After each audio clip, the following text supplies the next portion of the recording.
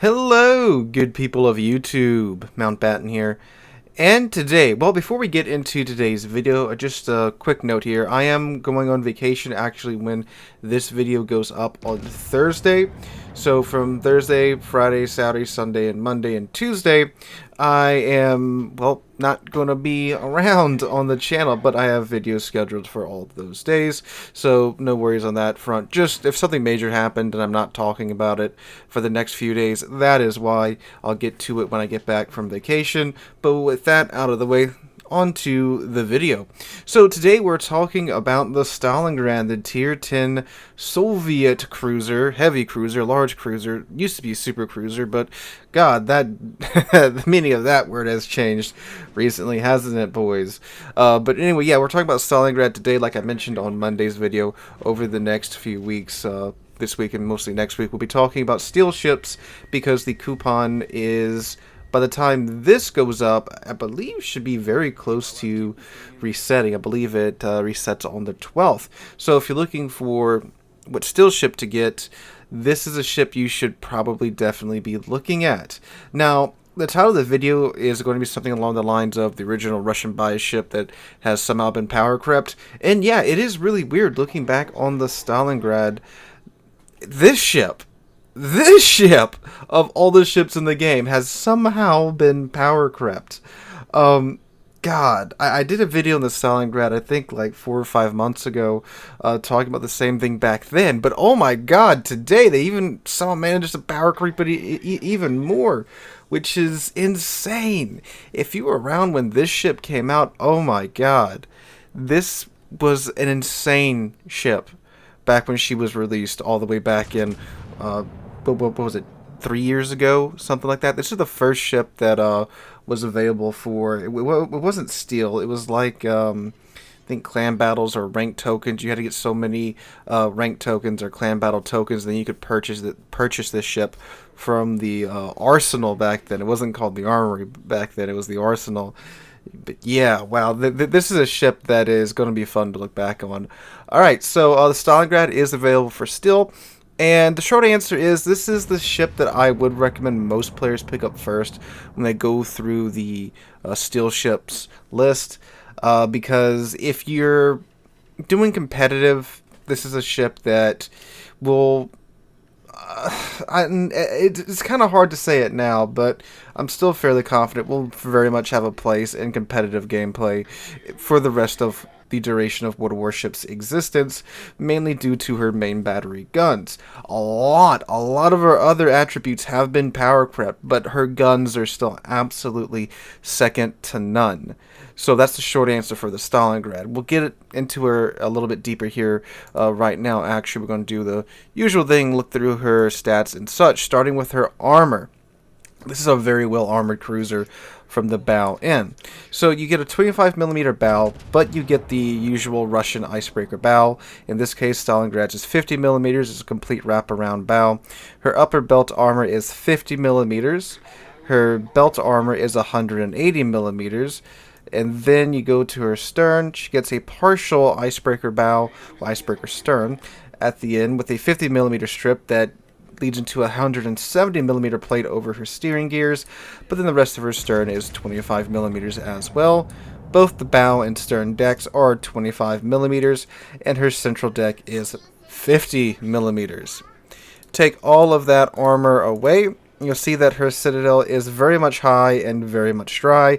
This is not a hard ship to citadel if they goof up and show you their broadside, like at the beginning of the match that you should be watching in the background right now. I goofed up. I thought I was going to be undetected faster than I turned out to actually be undetected in, and I got vibe checked in my citadel. So Stalingrad, like a lot of the other large Soviet ships, there's a very fine line between bouncing the AP that's coming at your broadside and 1993. Okay, so survivability, she has 76,950 hit points, which is a lot of HP for a cruiser to have, especially back when she was released. But of course, with the continual flux of large and super cruisers, that number isn't looking as impressive anymore, but it is still a lot of HP to chew through. That's around a tier 9 battleships HP right there, and 25% torpedo damage reduction, which again for a cruiser is pretty decent. Now her guns, her primary feature, she gets 9 305mm main battery guns. Quite some firepower. 305mm guns on a cruiser. With the range mod on, which I'm running my my competitive build on Stalingrad, my clan build, Stalingrad build. So, my Clan Wars build Stalingrad here. So, I do have the range mod on. You can get this down under 20 seconds, of course, with the reload mod. But in competitive, the ability to reach out to 24 kilometers almost with Stalingrad's guns is very much something you want to have. But anyway, you have 229 meters of just maximum dispersion at that range. Her HE does a maximum damage of 4,500, has a 35% chance of causing a fire on the target, and 51 millimeters of HE pin, and those come out the tubes at 950 meters a second. Her AP does a maximum damage of 9,660, and that's again with the build that I'm running on her, and come out the tubes at 950 meters a second.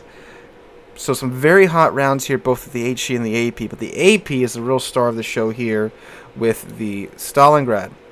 Now, what's going on with the AP is that you got, of course, Soviet bias AP. And what that means in Stalingrad's case is that her AP has an improved pin angles. They don't start the checks for ricochets until 55 degrees instead of 45 degrees. And they also have a shorter arming threshold. Now, why that's important is because these shells are flying out of the tubes at almost 1,000 meters a second. In most cases, like with the, let's say, Italian battleships, like the Roma, their AP shells are traveling quite hot too, but their arming threshold is higher, so they overpin a lot more. The Stalingrad, with her almost 1,000 meter a second shells, instead of getting more overpins, you get more pins because of that fuse threshold. It's somewhere around, I think it's 33, 34 millimeters, which means that on light cruisers and the extremities of battleships, so like the bow of the Iowa, you still get pins. You still get full-on pins that can do 9,600 damage.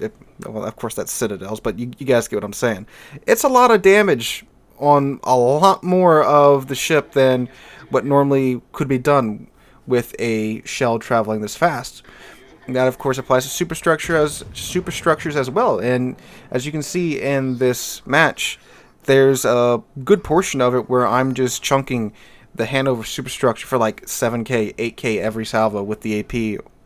And that's without switching to HE. Normally, in most other cruisers, you want to switch to HE, but the Stalingrad, it just keeps going because of that awesome AP.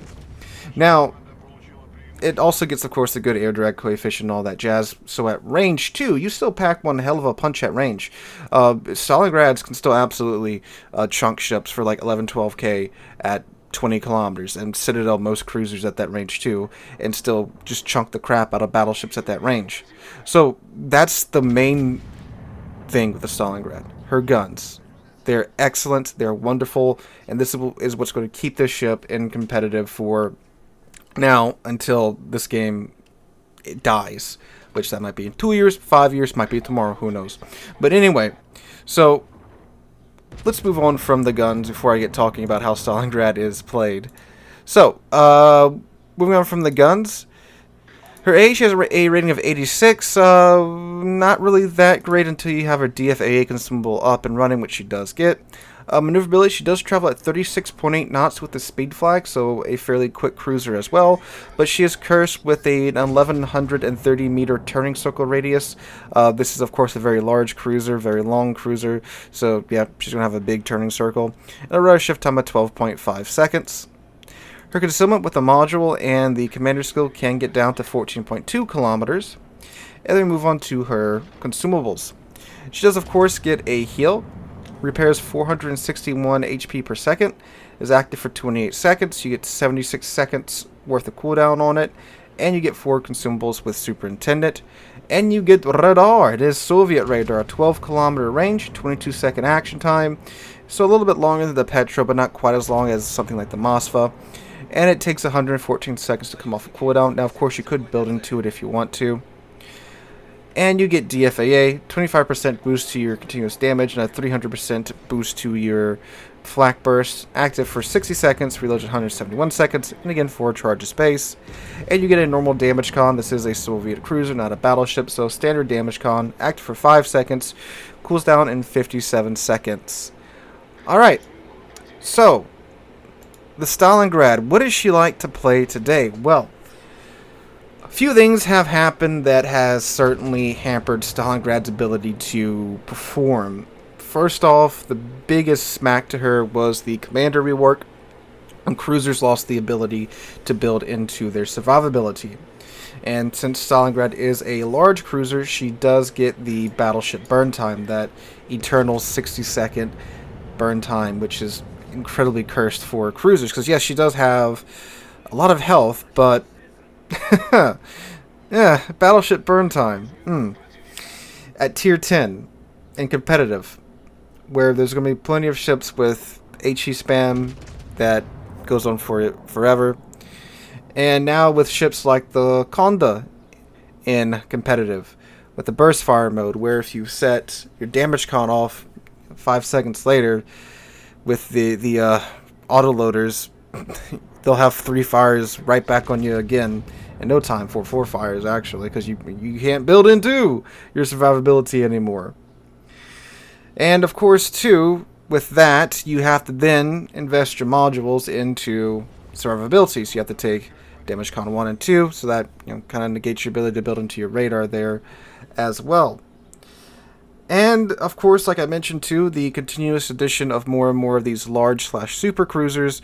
It's kind of, Stalingrad is no longer the only super cruiser you can take into clan battles at tier 10. Napoli's another one that does quite well in the right comp.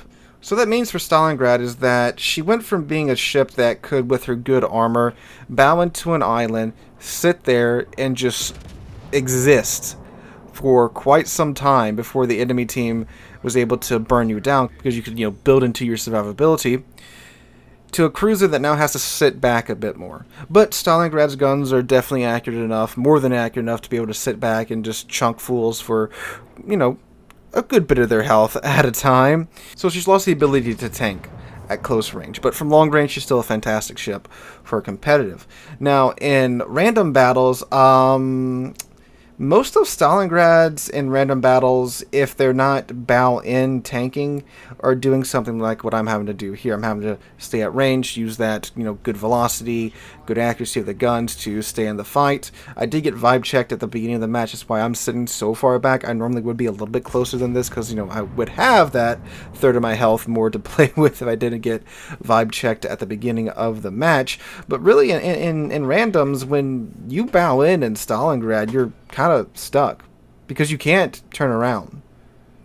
With that massive turning circle, most battleships are going to absolutely be on top of you the second you begin to turn, and you're going to get chunked for half, if not all, of your health, especially if you're at closer ranges. So when you're bow in, that's it. You can't disengage, and with a 14.2 kilometer detection range, only if there's no DDs around are you really going to be able to get out of that situation. So in randoms, she's honestly really not that great. Now, of course, if the right situation arises, if you have plenty of team support and there's no one there that can spot you, you can play her close. It's not ideal, but she can be played closer than what I'm doing here and do quite well in random battles. But you don't really get this ship for random battles. You get this ship if you plan on doing competitive, because that's what this ship is really, really, really good for. This ship is great at being part of a competitive lineup on a team of players that are communicating with one another. You put her in a place where she'll be able to take advantage of enemy ships' broadside, so on the flank, or you put her somewhere where the enemy team knows that there's a Stalingrad there, and if I try to cross that gap, I'm going to lose a third of my health to one salvo from Stalingrad. That's what you do with the Stalingrad. She has great forward turret angles too. She's meant to bow tank. Unfortunately, she can't really do that too well anymore, but that is what it is today. So like I said at the beginning of this video, if you're planning on doing competitive, if you're planning on trying to join a clan, Stalingrad is definitely the first still ship you want to get. She's also the oldest one, so if they would remove still ship, she probably would be one of the first ones to go, but they haven't announced that at all, and I'm not saying it's going to happen. That's just a what-if situation. But yes, if you plan on doing competitive, Stalingrad should be your first still ship. Now, if you don't want to play competitive, and you're just looking for a still ship to have some funsies and random battles with, Stalingrad really isn't your ship for that. She's not really that enjoyable in randoms that much. There are better still ships out there for randoms, like Incomparable, like we talked about on Monday. That's just a boatload of fun on a ship with the Incomparable. So that's my 2 cents on Stalingrad. Let me know what you guys think in the comments down below. Hope you guys are having a wonderful Thursday. If you enjoyed the video, make sure to drop a like and subscribe to the channel. We're on our way to 40,000 subscribers, and I cannot thank you guys enough for that. Hope you're having a wonderful Thursday. Hope to catch you guys in the next one.